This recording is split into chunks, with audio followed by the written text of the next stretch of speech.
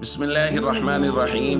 عن بريدة رضي الله تعالى عنه قال: خطبنا رسول الله صلى الله عليه وسلم فأقبل الحسن والحسين عليهما قميصان أحمران يعثران ويقومان فنزل فأخذهما فصعد بهما المنبر.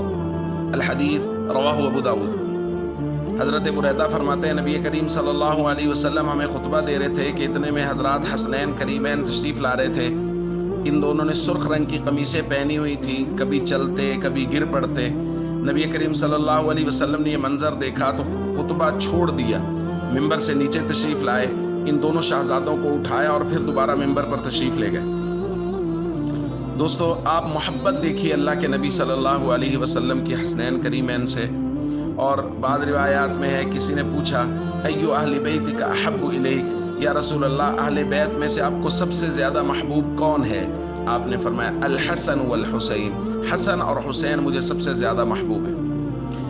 ایک جگہ حضور علیہ الصلوۃ والسلام نے ارشاد فرمایا حسین منی وانا من حسین، حسین مجھ سے ہے اور میں حسین سے ہوں. احب اللہ من احب حسین، جو حسین رضی اللہ تعالیٰ عنہ سے محبت کرتا ہے اللہ تعالیٰ اس سے محبت کرتا ہے. ایک مرتبہ حضور علیہ الصلوۃ والسلام حضرت حسن رضی اللہ تعالیٰ عنہ کو اپنے کندھوں پر سوار کیے لیے جا رہے تھے. ابن عباس رضی اللہ تعالیٰ عنہ نے دیکھا اور کہا نعم المرکب رکبت یا غلام، یہ کیسی ہی فضیلتوں والی خوبصورت سواری ہے جس پر تو سوار ہے. حضور علیہ الصلوۃ والسلام نے جواب دیا وہ نعم الراکب ہوا، اور یہ سوار بھی کتنا فضیلتوں والا ہے، یہ سوار بھی کتنا اچھا ہے.